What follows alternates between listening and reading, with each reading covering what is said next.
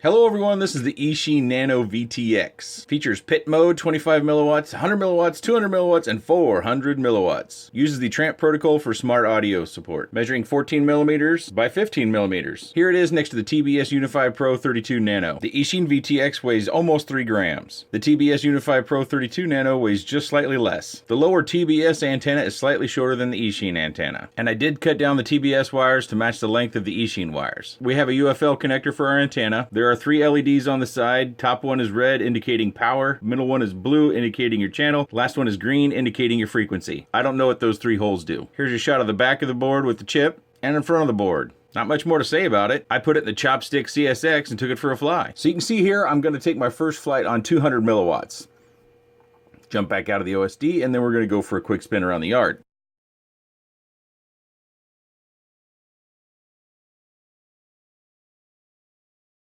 As you can see, I have little to no breakup. I am using my Fat Shark HDO goggles with the rapid fire module. My rapid fire module is running, I believe it's 1.17, and I think they've got the firmware on that up to like 1.2 something. And no, I do not have the firmware update for the Fat Shark DVR. Those are all important notes. This is not a science test of the VTX. This is a use test. I'm just going to fly it around and see what the reception is like, and I am going to be impressed. Matter of fact, I'm going to be impressed. I'm going to do something that I haven't done before. We'll get there in just a minute. Here we go. We're going to jump over to the neighbor's yard. This is pretty typical.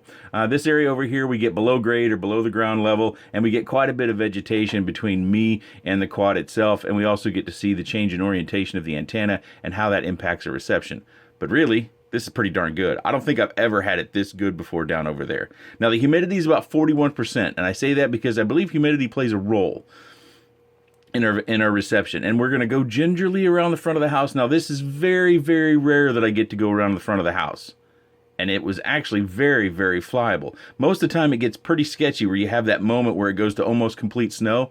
It was actually better than I'm showing you now because DVRs always seem to record a lot more breakup than we see in the goggles. So then we just fly around the yard a little bit. I'm pretty stoked, pretty happy, but I'm not going to be satisfied. I'm going to do another test just yet, and I'm going to go over there again and just kind of fly around the trees and see what it's like. And then as I get down here, I get a little bit of a wild hair. Something I've never, ever done before. And you're going to see me kind of change directions. You're going to almost see my thought go, I wonder if I can go this way.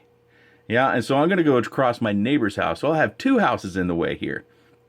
It's breaking up pretty heavy, and it pretty much goes to snow, and I disarm, and then I have to go pick it up. So now we're going to go in, and we're going to set it to 400 milliwatts. Actually, I'd already set it, but then my goggle battery started beeping at me, so I had to go get another goggle battery. So I showed it to you briefly there real quick, just to show you what I'm going to do, because I'm going to try to go around the house again.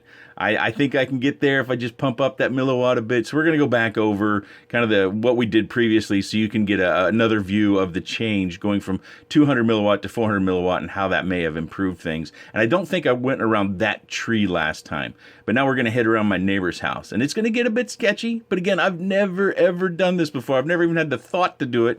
And you see, it gets pretty bad, but it was flyable.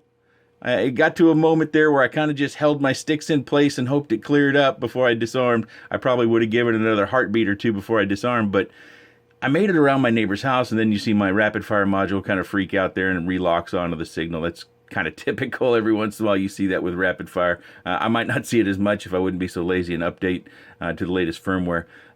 But, you know, so then I go for a little bit of a celebratory punch over the house and kind of cruise around.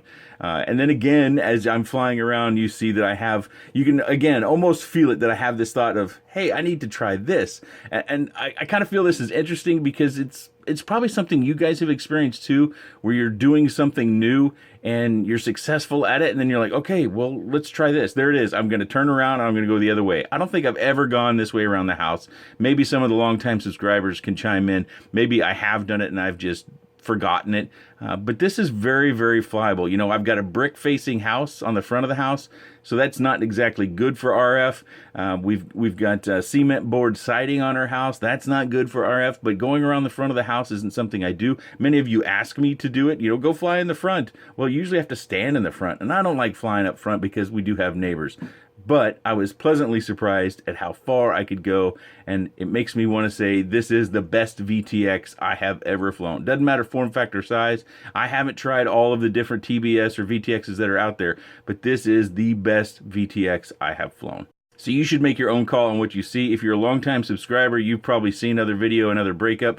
If you're new to the channel, you might want to poke around some of those other videos and take a look at some of the other flights that I have and compare the video breakup. So the next thing to talk about is going to be the price point. The TBS, it comes in generally around $40. You might be able to find it for $36. I thought I saw one or time. That might have been a special or sale. Somebody might have been cleaning house. But typically it comes in, you know, upper 30s, low 40s. The Eachine is currently on flash sale. Now the flash sale probably won't mean much because by the time I get this video edited and I get it out the door, the flash sale is going to be over because it's only running for another 7 hours.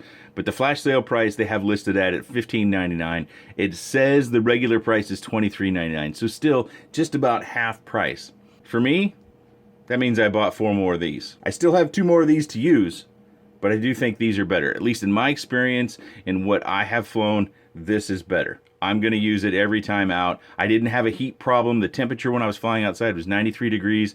Like I said, it was 41% humidity. It just was really impressive. And Eachine is kind of known for putting out pretty good VTXs. We've had some pretty good micro VTXs coming out from Eachine, and then everybody else seems to jump into the market. So I'm a little bit surprised at being able to fly not only all the way around my house with such good video, but also being able to make it around my neighbor's house. So what do you think? Have you seen better VTXs on the market? Have you seen better micro or nano VTXs like this on the market?